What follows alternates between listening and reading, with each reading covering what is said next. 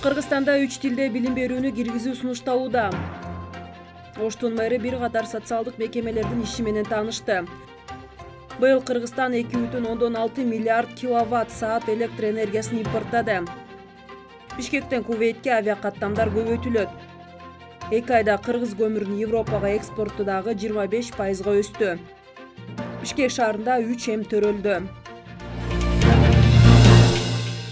Жогорку кеңештин депутаты Миргүл Темирбаева өлкөдө 3 тилди билим берүү системасын киргизүүнү сунуштады. Эл өкүлү бүгүн парламенттин жыйынында кайрылуу жасап, кыргыз, орус жана англис тилдеринде окутуу сунушун киргизди. Анын айтымында, өлкөнүн келечеги үчүн бүгүнтөн тарта англис тилинде сабактарды киргизүү зарыл. Депутат белгилегендей, 3 тилди билим берүү жошторго өзгөчө техникалык факультеттерде пилоттук негизде киргизүү керек. Анын айтымында, билим берүү министрлигине бул маселе боюнча ишти баштоону тапшыруу керек.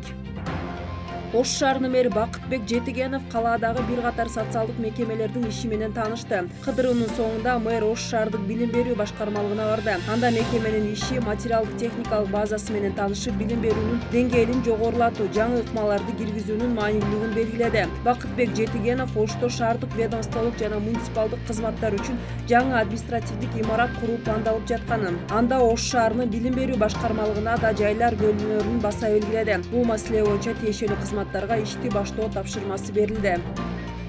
10 айда Кыргызстан, Түркмөнстан жана Казакстан 2,6 миллиард киловатт саат электр энергиясын импорттады. 2 миллиард киловатт сааттан ашык негизги көлөм Түркмөнстандан, ал эми 580,1 миллион киловатт сааты Казакстандан импортталган. Өткөн жылдын ушул мезгилине салыштырмалуу Түркмөнстандан импорттоо 6 эсеге, ал эми Казакстандан импорттоо 7%га өскөн.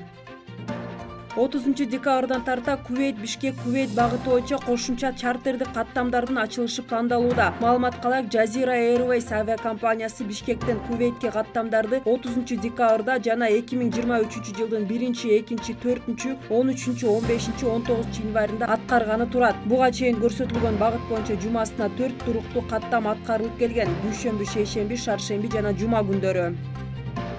Кыргызстан үстүбүздө жылдын 10 айында Европа өлкөлөрүнө 79,526 тонна көмүр экспорттады. Маалымат калайык, күздөн бери аталган көлөмдүн 4төн 1 бөлүгү 22,000 тоннадан ашыгы жеткирилген. Белгилей кетсек, былтыр Европа өлкөлөрү Кыргызстандан катуу отун сатып алышкан эмес. 2022 жылы Европанын 6 өлкөсү ата мекенди көмүрдү импорттогон. Жалпысынан 2022 жылдын январынан октябрына чейин Кыргызстан жакынкы жана алыскы чет өлкөлөргө 550,6 миң тоннадан ашык көмүр экспорттаган. Негизги көлөмдө Өзбекстан сатып алган, дээрлик 431 миң тонна. Өзбекстандык өнөктөштөр үчүн тоннасына орточо баа $31,4 түздү.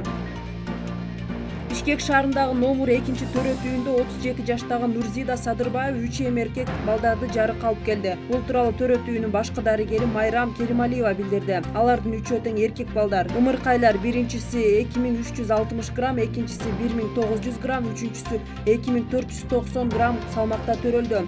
Башкы дарыгер эрте төрөлгөн ымыркайларды багуу клиникалык протоколго ылайык жүргүзүлүп жаткандыгын кошумчалады.